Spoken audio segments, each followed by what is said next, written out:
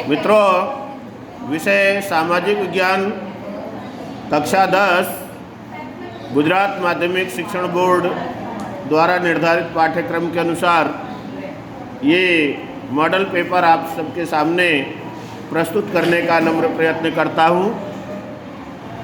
आप लोग ध्यान से सुने और जो महत्वपूर्ण मुद्दे या टॉपिक हैं उन्हें अपने नोटबुक में चौपड़े में लिख सकते हैं।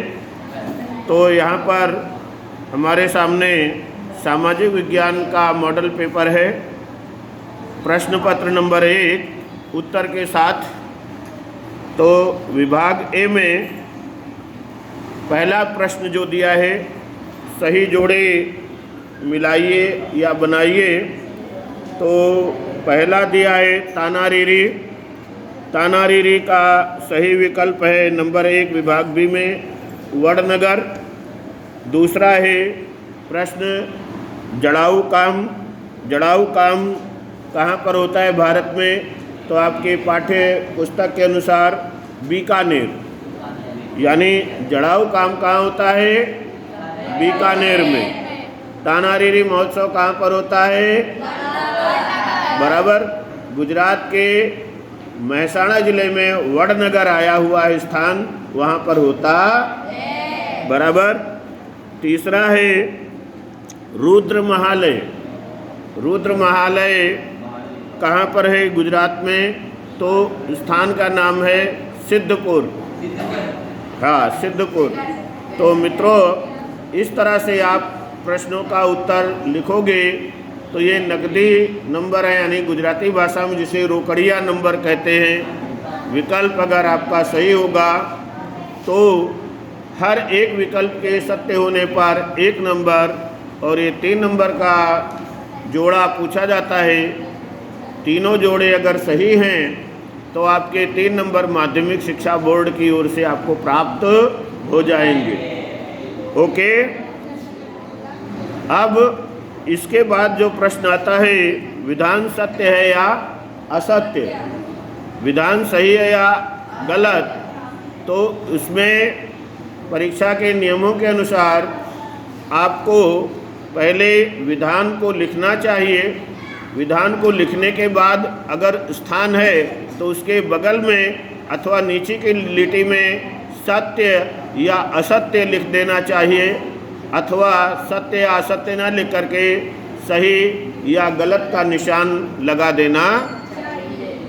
आप लोग परीक्षा में उतावल में विधान नहीं लिखते हो और सीधे सही गलत का निशान लगा देते हो, जिससे जब कॉपी चेक की जाती है, परीक्षक चेक करते हैं, तो उस समय वह मतलब प्रश्न पत्र उनको देखना पड़ता है और एक तरह से उनको खींच हो सकती है। इसलिए आप हर विद्यार्थी से अनुरोध है कि वह विधान यानी इसमें विधान को लिखे और फिर सही गलत का निशान या सत्य असत्य अवश्य लिखे।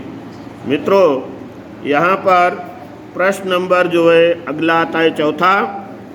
प्राचीन हड़प्पीय सभ्यता की लिपि को अब पढ़ा जाता है। मित्रों, प्रश्न एक बार फिर से सुन लीजिए।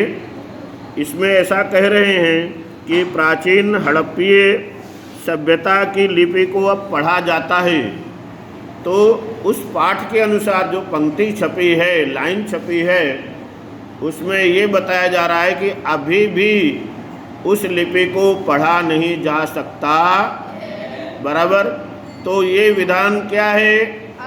असत्य है। तो वहाँ गलत का निशान भी लगा सकते हैं अथवा असत्य ऐसा लिख भी सकते हैं। अगला है 5वां। भारत ने वसुधैव कुटुंब की भावना को विश्व में साकार की है या साकार किया है। पहले पाठ का ये प्रश्न है, सबको ख्याल है, इसलिए ये विधान क्या है? सत्य है, विधान सही है। बराबर। वसुधैव कुटुंबकम, इससे संबंधित संस्कृत में एक श्लोक भी है जो मैं आपको अतिरिक्त जानकारी दे रहा हूँ। बराबर। अयम निजः परोवेति गणना लघुचेत साम उदार चरिता नाम तो वसुधैव कुटुंबकम, यानी ये मेरा है, ये तुम्हारा है, ऐसी भावना जो छोटी बुद्धि वाले, क्षुद्र बुद्धि वाले होते हैं उनके मन में होता है।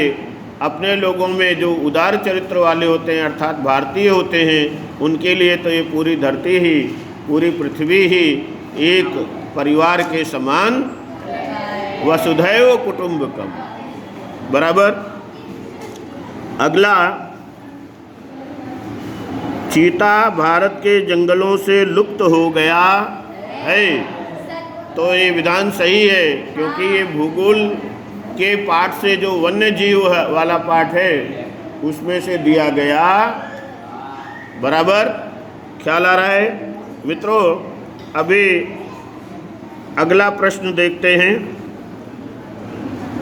वो ये है कि निम्नलिखित प्रश्नों के उत्तर 1 या 2 वाक्य में लिखिए या दीजिए। तो प्रश्न नंबर 7, पृथ्वी पर जल का मुख्य स्रोत क्या है? पृथ्वी पर जल का मुख्य स्रोत